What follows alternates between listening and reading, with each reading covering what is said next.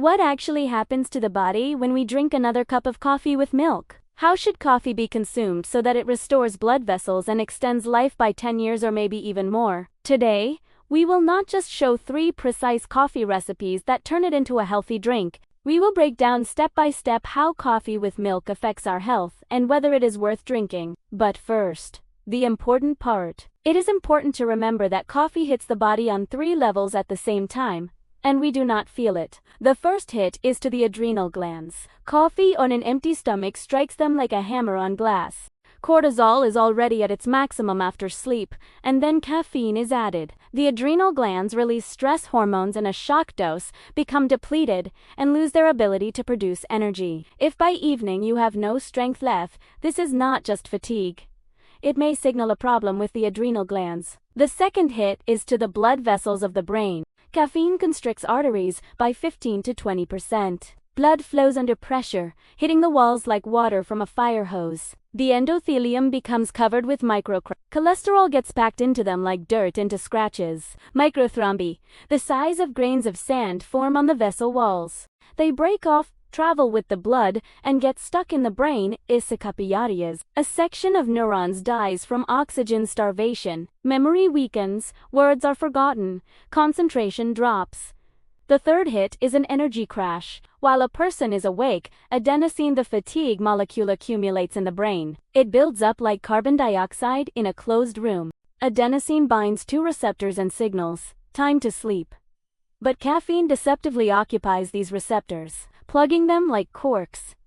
The fatigue does not disappear, it accumulates behind this wall, like water behind a dam. Around those p.m. caffeine is eliminated, the dam breaks, and all the fatigue collapses in an avalanche. A person crashes, the head feels heavy, the body feels weak, and irritation appears toward the whole world. So how can coffee be made a healthy drink that truly helps you feel not just good, but actually triggers important processes in the body? And right now, about a literally indispensable coffee additive. Cinnamon is the #1 protector against adrenal burnout. It contains cinnamaldehyde, a unique substance that reduces blood sugar spikes. When you drink coffee with sugar or on an empty stomach, glucose shoots up like a rocket. The pancreas releases insulin. Insulin damages the vessel walls, making them rough.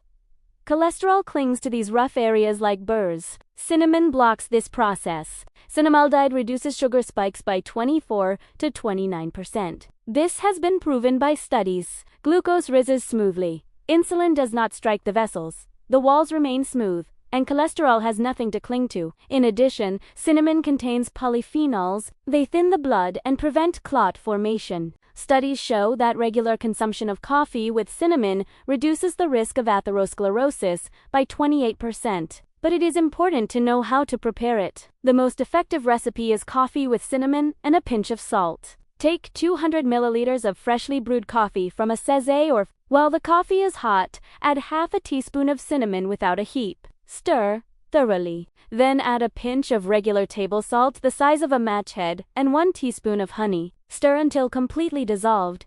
Drink it warm slowly, in small sips over 10 minutes. An important point, drink it strictly after breakfast, 30 to 40 minutes later, even if you only had 1 egg or a slice of bread. Why does this combination work like a protective shield? Cinnamon lowers sugar. Honey provides glucose that feeds the brain without insulin spikes. Salt replenishes sodium, which coffee flushes out with urine. Sodium deficiency signals the adrenal glands to produce more cortisol. Salt dampens this signal, allowing the adrenal glands to rest. Now, let's talk about coffee that improves memory. And then we will address the main question. How does coffee with milk actually affect the body? And is it worth drinking? Lemon is the king of vascular cleansing. The most important thing is that citric acid alkalizes the blood. In an acidic environment, cholesterol deposits on vessel walls 5 times faster. An alkaline environment is hell for atherosclerosis. Cholesterol does not stick, flows freely, and is removed by the liver. This is a scientific fact. 1 serving of coffee with lemon creates an alkaline environment within 20 minutes and maintains it for 6 hours. The most powerful recipe for brain vessels is coffee with lemon and black pepper. Take 200 milliliters of freshly brewed coffee of medium strength. Squeeze the juice of half a medium lemon, about 20 milliliters.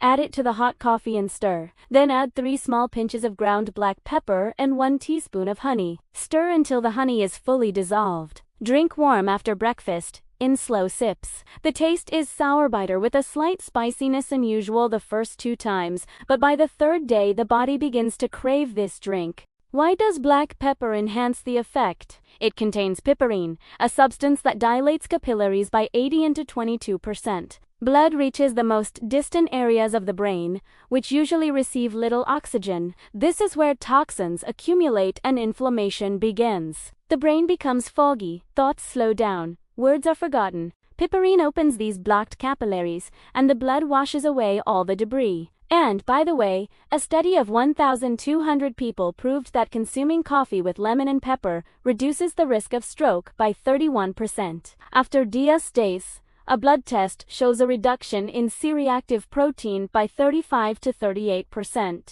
Blood pressure decreases by 10 to 15 points without pills. A healthy complexion appears on the face, and the skin looks fresher. Now let's analyze the effect of milk on our body when we add it to coffee. The truth is that milk changes the action of coffee, making it safer for the stomach and blood vessels. Milk contains casein, a protein that binds to the tannins in coffee. These substances irritate the stomach lining and cause heartburn and gastritis. Casein neutralizes them completely. In addition, milk fats slow the absorption of caffeine. It enters the bloodstream smoothly, not in a shockwave. The effect is milder and longer lasting. Most importantly, milk fats activate the absorption of fat-soluble antioxidants from coffee. Without fat, these substances pass through without being absorbed, and there are more than 1,000 of them in coffee. Polyphenols, chlorogenic acid, caffeic acid, of them work only in the presence of fat. The most restorative longevity recipe is coffee with milk and cinnamon. Take 100 milliliters of freshly brewed coffee of medium strength. In a separate cup, warm pack ml of milk of any fat content to a warm state, y-60 degrees Celsius, without boiling. Add 1/3 of a teaspoon of cinnamon to the warm milk. Stir, then pour the coffee into it. And here is something interesting. Japanese scientists, in a study of 90,000 people, proved that those who drink 3 to 4 cups of black coffee a day live 12 to 15% longer, and have a 40% lower risk of liver cirrhosis. The liver is the main filter of the body. Coffee stimulates its function, enhances bile outflow, and helps remove toxins. Due to its choleretic effect, intestinal function improves, and the risk of gallstone formation decreases. The diuretic effect helps prevent gout and kidney stones. There is evidence that coffee can activate special protein sirtuins which scientists directly associate with longevity. But do not forget that the main enemy of coffee's benefits is sugar. It negates all the advantages, causes glucose spikes, overloads the pancreas, and accelerates inflammation. If you cannot do without sweetness, it is better to add a teaspoon of honey. It provides fructose, which is absorbed more slowly and does not cause insulin swings. Of course, natural freshly brewed coffee is preferable. But if there is no time, high-quality instant coffee without unnecessary chemicals and without sugar is also an acceptable option. The main thing is to follow 3 rules: the time of the first cup, the time of the last cup, and the method of consumption with milk or without. And now, the most interesting part. Let's look at coffee not only from the perspective of modern science, but also from the wisdom of Tibetan medicine. There, coffee is considered to have powerful fire energy. It literally warms our body from the inside and helps disperse stagnant processes that often cause poor well-being. First of all, this concerns bile outflow. Coffee makes the gallbladder work more actively, which, friends, is the best prevention of gallstone formation. When bile does not stagnate, the risk of gallstone disease is minimized. Moreover, regular coffee consumption is recognized as an excellent way to protect against fatty liver disease. Thanks to its antioxidant properties, coffee works like a shield, protecting cells from damage and inflammation. Interestingly, this effect spreads throughout the body. As soon as bile flow improves, the intestines also wake up. Peristalsis accelerates. Food moves faster, and this has a very beneficial effect on the condition of the mucous membrane, since the contact time of decay products with tissues is reduced. However, I often hear questions: what about those who feel too sharp an effect after coffee? Indeed, for people with a certain constitution, which in Tibet is called wind, coffee can be too stimulating and even cause immediate urges to use the bathroom. In this case, there is an excellent professional secret. Simply add a little milk to the cup. Since milk is considered a cooling product, it gently neutralizes the excessive fire of coffee. Friends, do you drink black coffee, or do you prefer it with milk?